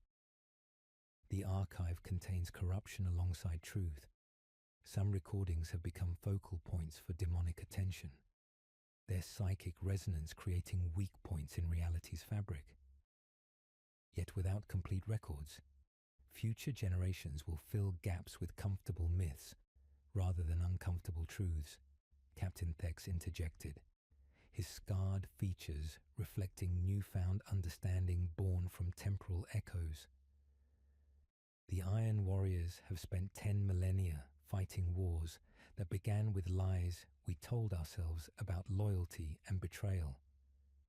Magos Corvanis deployed logic engines in futile attempts to process power that transcended mechanical understanding. The technical specifications are invaluable, but the emotional contamination threatens their purity. Perhaps filtration protocols could preserve knowledge while excising dangerous resonance. The Silent King considered their words, his presence radiating internal conflict as profound as stellar collapse. He had led his people through the ultimate sacrifice, trading organic forms for necrodermis, souls for eternal life, all to save them from a dying sun and cancerous flesh. The Great Sleep was meant to erase memories of suffering, allowing awakening to new dawn without the burden of the past. I have carried the weight of our species' damnation for 65 million years, Sarek said, his voice carrying undertones of something that might once have been pain. Every choice I made was calculated to preserve what we were, even as I condemned us to forget why existence mattered. Now you offer the possibility of feeling again, but at the cost of remembering why we chose numbness over pain. The emotional echoes of the Chronothek cascade, though muted by his immense will, touched even the Silent King. Through preserved memories, he felt the Emperor's love for his fallen son, Horus's desperate need for forgiveness, the countless small tragedies of mortals caught in wars beyond their comprehension. He, who had sacrificed everything for his people, recognized the echoes of his own burden. The archive represents both hope and horror, the Silent King continued, rising from his command throne with authority that made lesser beings genuflect involuntarily. It offers the possibility of reclaiming what biotransference stole, but forces us to confront truths we may lack the strength to bear.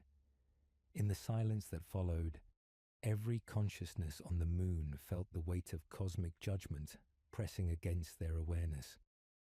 The decision would shape not merely the fate of Virian's archive, but the future of entire species.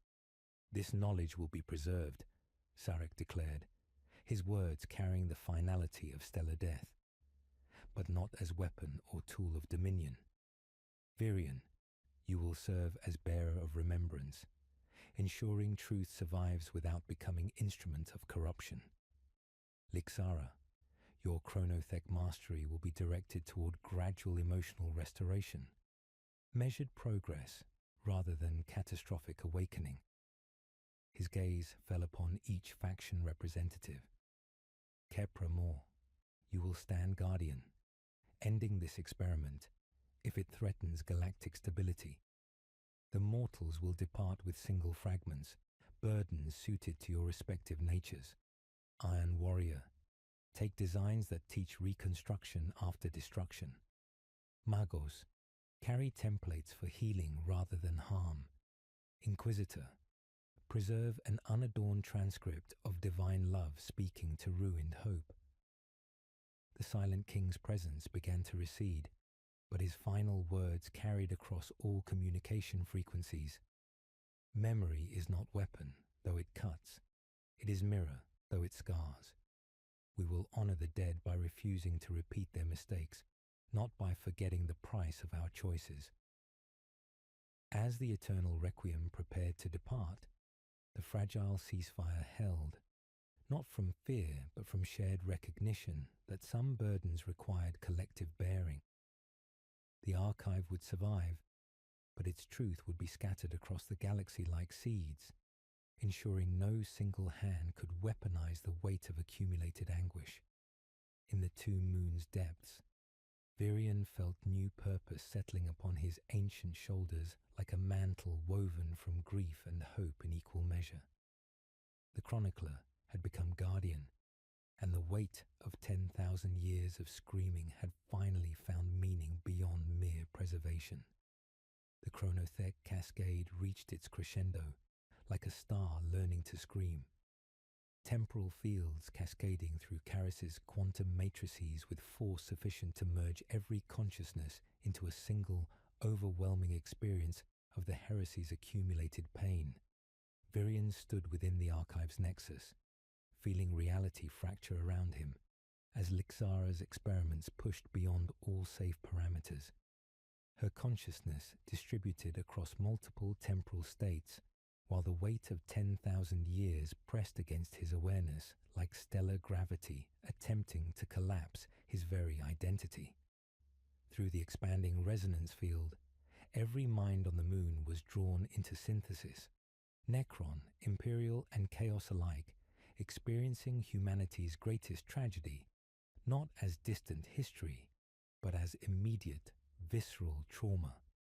Captain Thex relived every moment of Perturabo's descent into bitterness, feeling his Primarch's crushing sense of being unappreciated, the gnawing resentment that had driven him to embrace ruinous powers. His scarred features contorted with anguish as he experienced the precise moment when loyalty curdled into grievance, when a son's hunger for recognition became pathway to damnation. Inquisitor Vex found her faith buckling under the Emperor's infinite sorrow, experiencing not merely witnessing but feeling the master of mankind's grief as he watched his greatest creation corrupted beyond redemption. Her augmetic eye wept coolant tears, while her consciousness struggled to reconcile divine omnipotence with such profound personal failure. Magos Corvanis writhed as logic engines failed, plunged into the Omnissiah's anguish at seeing pure knowledge twisted into instruments of oppression, his mechadendrites spasming as sacred patterns became blueprints for atrocity. Even Triarch Praetorian KelLore faltered, experiencing the Necrontier's biotransference anew, the searing agony of flesh becoming metal, soul stripped away, the chilling emptiness that followed. He felt the Citan's whispers promising salvation while delivering only gilded imprisonment, understanding with terrible clarity the ultimate price of his species' survival. 3 paths stretched before Virion like scars across reality itself, each carrying consequences that would echo through eternity. The first whispered with Mercy's voice, complete destruction of the archive, burning away every recording to prevent corruption and misuse. Future generations would remain ignorant of the heresy's true scope, but they would be spared the weight of witnessing every moment when hope died and brotherhood became betrayal. The second path carried the Silent King's authority, preservation under Necron control, knowledge parcelled out according to ancient wisdom that valued stability over revelation. The memories would survive, but filtered through consciousness that had learned to bear cosmic responsibility, their emotional resonance dampened by 65 million years of calculated numbness. The third path demanded the most terrible sacrifice, preservation of complete truth while preventing weaponization, scattering memories across the galaxy like seeds of understanding. But implementation required someone to serve as living conduit, bearing the full weight of accumulated anguish while ensuring it could never be concentrated in single hands again. Is it better to remember and suffer, or forget and lose what makes existence meaningful? Virion asked the question that had haunted him since awakening to the archive's weight. Through quantum channels, Lixara's voice carried harmonics that made reality shiver. The cascade is beyond control. Every mind experiences the heresy as immediate trauma. We can feel again, but the price is madness itself. The morning choir's voices swelled beyond mere psychic manifestation, their accumulated anguish pressing against reality's fabric with force sufficient to drive living beings toward complete dissolution. Spectral figures moved through chambers, cooks, scribes, soldiers, naming their final moments as if names could anchor them against oblivion's tide. Virion felt his individuality dissolving, becoming conduit for collective suffering. 1 million dying loyalists at Istvan, 1,000 screaming civilians on Talon, 100 betrayed sons weeping for fathers who had become monsters. The sheer volume threatened to shatter his core programming, to unmake his very existence as Pharaon. But understanding crystallized like frost across metal, delicate, beautiful, and lethal to unguarded consciousness. He would not choose between false alternatives. Instead, he opened his quantum heart to the expanding resonance field, drawing accumulated anguish into his own awareness, while simultaneously broadcasting its essence across the galaxy through communication networks that reached every world, every ship, every mind capable of receiving transmission. "I choose the third path," he declared, his voice carrying across all frequencies as the moon systems channeled 10,000 years of preserved screams into galactic broadcast. "Truth belongs to all or none. Let every world know what the heresy truly cost, but let no single hand control that knowledge." The process was agony beyond description. Every betrayal, every death, every moment when hope died flowing through consciousness, designed for observation rather than participation. But as transmission reached across the void, something remarkable occurred. The burden distributed itself among countless recipients, each mind receiving only what it could bear, while contributing to collective understanding. On Terra, scribes wept transcribing fragments of the Emperor's final words. In the Eye of Terror, Chaos Space Marines paused in eternal war, recognizing the human cost of their betrayal. Across 1,000 worlds, ordinary citizens learned their myths had been built upon foundations of genuine tragedy. Lixara's apparatus overloaded as the cascade reached its peak, temporal fields collapsing in crystalline light. Her consciousness stabilized for the first time in millennia. "You have given them capacity to understand without the burden of experiencing," she whispered, her form solidifying. "Perhaps that is wisdom." As transmission concluded, Virion felt 10,000 years settling into new configuration, no longer crushing burden, but shared responsibility. The moon that remembered the heresy had become the moon that taught remembrance, its purpose transformed from preservation to education. The price of memory had been paid not in silence, but in understanding. The transmission began as whisper across the void, quantum harmonics carrying weight that made reality itself pause in recognition of truth too long suppressed. Virion stood within Charis's dying heart, his ancient consciousness interfacing with every communication array the moon possessed, from massive void beacons to microscopic relay nodes embedded in the necrodermis itself. The choice crystallized like frost across living metal. No longer would the heresy remain myth or propaganda, but raw, unfiltered memory broadcast with the authority of one who had witnessed every moment of humanity's fall. "Let the galaxy hear." Virion's voice resonated through quantum channels, carrying harmonics that made the warp itself shiver. Not legends, but screams. Not dogma, but despair. This is the heresy as it truly was. Unvarnished truth for those brave enough to bear its weight.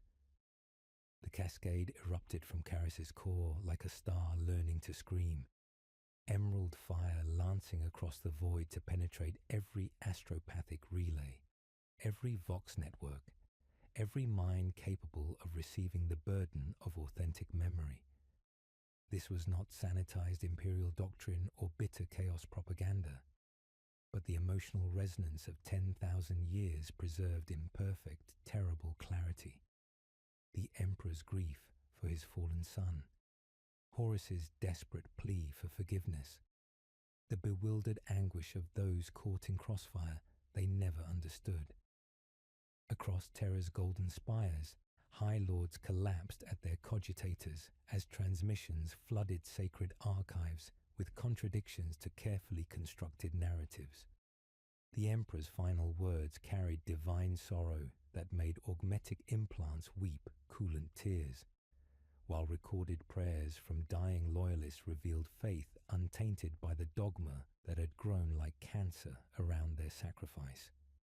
In the deepest vaults beneath the imperial palace, custodians felt the psychic weight pierce even their legendary defenses, bringing gene-enhanced perfection to its knees before the master of mankind's profound, heartbreaking love for a son who had fallen beyond redemption.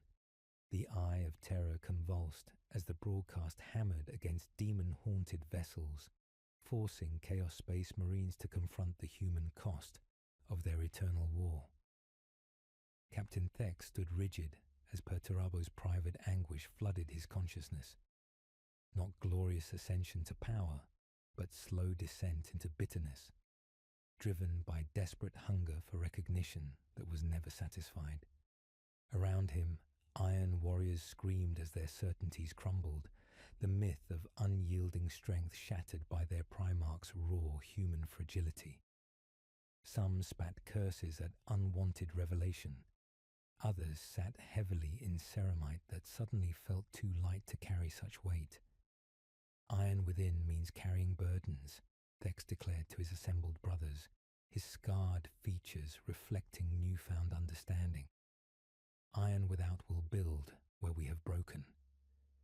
He ordered bombardment solutions deleted and requested reconstruction patterns from Charis's outer vaults. No one cheered, but one laughed softly. Not unkind, but recognizing the bitter irony of warriors learning mercy from their own, preserved screams. Throughout the Mechanicus networks, Magos Corvanis felt the transmission as torrent of pure data imbued with emotional charge that threatened to melt his logic engines. He witnessed the Omnissiah's pain as sacred knowledge was twisted into instruments of betrayal, experiencing through divine consciousness how the quest for understanding had become hunger for power. His usually steady mechadendrites trembled as he purged demon-stitched subroutines and transmitted healing templates to 3 war zones marked for attrition. Purity is purpose, he whispered in Binharik Kant, choosing preservation of life over hoarding of knowledge. Inquisitor Vex knelt in her warded chapel, the Emperor's love and failure braided through her augmented mind like barbed gold wire. She could not unknow what she had witnessed, a father choosing species over son, while weeping for both losses. The revelation forced confrontation with her order's hypocrisy, recognizing how the Imperium had transformed tragedy into comfortable control. She sealed an unadorned transcript in archives forbidden even to inquisitors, then rescinded 3 scheduled purges born from zealotry rather than certainty. Truth burns, she told her astounded astropath, but lies poison everything they touch. Across the galaxy's million worlds, ordinary citizens experience their myths dissolving into uncomfortable realities. The Emperor was not distant God-King, but grieving father. The Primarchs were not demigods, but broken sons struggling with impossible burdens. The Space Marines were not perfect warriors, but traumatized children given superhuman bodies and asked to save a galaxy that might not deserve salvation. In hive warrens, workers paused mid-shift as ancient brotherhood-killing brotherhood flickered across malfunctioning screens. In scholar progenium facilities, children raised on perfect tales learned that love could fail and still remain love. The act of broadcasting devoured its parent archive with catastrophic hunger. Ancient memory crypts collapsed into quantum singularities as 10,000 years of preserved anguish dispersed across the galaxy's communication networks. Hololithic projectors flickered and died, their light extinguished as the memories they contained scattered like seeds across the cosmic void. Caris groaned under immense strain, its necrodermis surface fracturing into vast canyons where smooth metal plains had stretched for millennia. Virion felt his moon's agony, but also profound liberation. The burden was no longer his alone to carry. Truth belonged to all or none, scattered across countless minds where no single hand could weaponize accumulated suffering. Ancient storage systems collapsed under the weight of their own emptiness, leaving chambers that echoed with phantom voices approaching something like peace, as if the dead finally felt heard after 10,000 years of screaming into silence. As the final data streams dispersed into the void, the morning choir reached their last terrible crescendo before dissolving into grateful silence. Some voices faded immediately, their purpose fulfilled. Others lingered briefly in doorways between memory and oblivion, unwilling to depart before their audience finished listening. Then even those softened into weather patterns in the moon's new quiet. The galaxy reeled from sudden, intimate confrontation with its own unvarnished past. Some worlds fell to riot, others to prayer, a few to quiet labor with straighter backs than they had carried in centuries. The transmission's echoes would resonate in million minds, million shattered certainties, million new questions about the price of survival and the weight of choice. Virion stood amid cooling slag and sleeping guardians, diminished but not broken, watching over emptiness made holy by what it had given away. The chronicler had become teacher, ensuring future generations would learn from tragedy rather than repeat it, listening always for truth's echo returning home.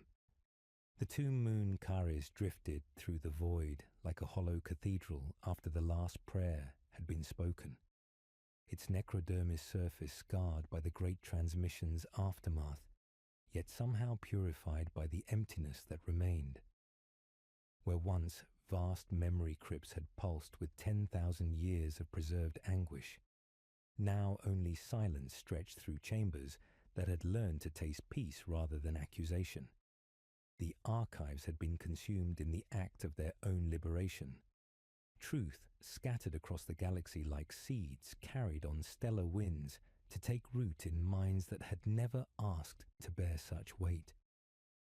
Virion walked through corridors that echoed with phantom voices approaching something like rest, his footsteps ringing against floors no longer burdened by the accumulated screams of the dead.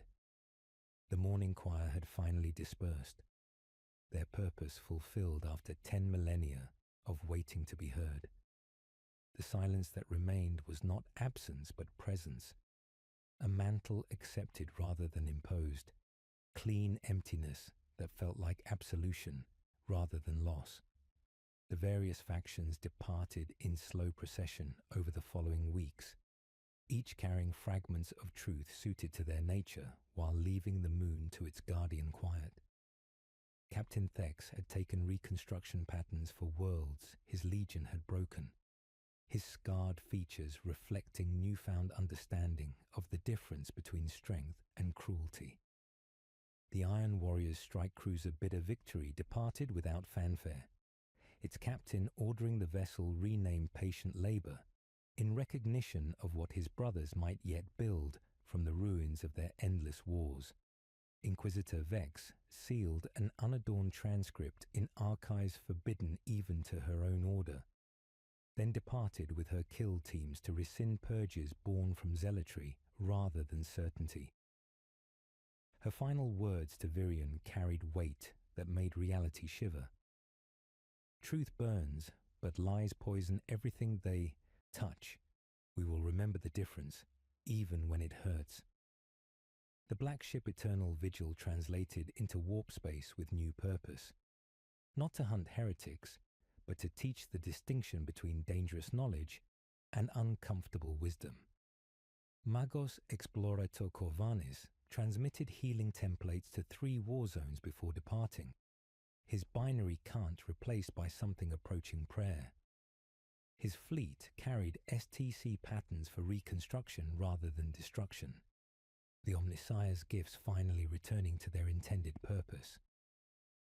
Even as his ships disappeared into the void's embrace, Virion could hear their machine spirits singing hymns of renewal rather than conquest. Logic engines purged of the hunger that had nearly consumed their master's soul. Triarch Praetorian Kepra Mor remained longest, his pristine form radiating internal conflict as he processed the implications of shared suffering between species. The Necronter sought transcendence and found imprisonment, he admitted before his own departure. Perhaps the capacity for grief is not weakness, but the foundation of choice itself. His final act was to designate Karis as sacred ground, protected by Necron law from those who would exploit its emptiness for political gain. From temporal depths where chronothek experiments had once threatened reality itself, Lixara emerged with consciousness finally stabilized across linear time. Her form no longer flickered between states, but remained solid, present, capable of experiencing the full spectrum of emotion that biotransference had stolen. She walked beside Virion through empty chambers, her presence a reminder that some prices were worth paying for the chance to feel again. The cascade gave us back our capacity for grief, she observed, her voice carrying harmonics that spoke of wonder and loss in equal measure, but also our ability to hope. The galaxy will struggle with what we've given them, but struggle is the foundation of growth. Her farewell was gentle, not the desperate clinging of those who feared eternal separation, but the confident departure of one who knew that love endures even across impossible distances. Virion found himself truly alone for the first time in millennia, but the solitude felt different now. No longer was he chronicler drowning in unwanted knowledge, but guardian of purposeful silence. Caris had transformed from repository to lighthouse. Its purpose evolved from preservation to guidance. The moon's communication arrays remained active, not to hoard secrets, but to ensure future generations could contact its guardian when they needed wisdom to distinguish between necessary memory and dangerous obsession. Across the galaxy, the transmission's echoes continued to resonate. On Terra, scribes wept as they transcribed fragments of divine sorrow that pierced through millennia of dogmatic distance. In the Eye of Terror, Chaos Space Marines paused in eternal war to confront the human cost of their choices. Throughout the Imperium's million worlds, citizens learned that their myths had been built upon foundations of genuine tragedy, forcing confrontation with uncomfortable truths about the price of survival and the weight of choice. Some worlds fell to riot as comfortable certainties crumbled. Others to prayer as the Emperor's love for his fallen son became immediate reality rather than distant doctrine. A few embraced quiet labor with straighter backs than they had carried in centuries, recognizing that heroism lay not in perfect victory, but in choosing hope despite overwhelming evidence for despair. As Virion stood vigil over his empty domain, tending silence like a garden after harvest, a single transmission reached his receivers, faint, almost lost among the void's background radiation. It was a child's lullaby from the Heresy era, preserved not in his vanished archives, but in the organic memory of a mother who had sung it while her world burned around her. The melody was simple, innocent, untouched by the corruption that had claimed so much else. It spoke of gardens that would bloom again, of children who would laugh in sunlight, of love that endured even when everything else burned. It was hope made audible, proof that even in the galaxy's darkest hour, innocence had persisted alongside horror, beauty alongside betrayal. Virion amplified the transmission, sending it across the void to any who needed reminding that darkness was not the universe's natural state, merely its current condition. The lullaby drifted through space like a prayer, carrying promise that future generations might build something better from the ashes of their predecessors' failures. The moon that remembered the heresy had become the moon that taught remembrance, its guardian no longer chronicler but teacher, ensuring that truth survived not as weapon but as wisdom. In the vast silence of his emptied domain, Virion listened to echoes of hope returning home, content at last to be keeper not of specific memories, but of the principle that learning from the past was the only path to transcending it. The child's lullaby continued its journey through the void, a single note of innocence in the cosmic symphony of sorrow and hope, reminding all who heard it that even in the darkest times, love endures, and tomorrow remains possible for those brave enough to build it.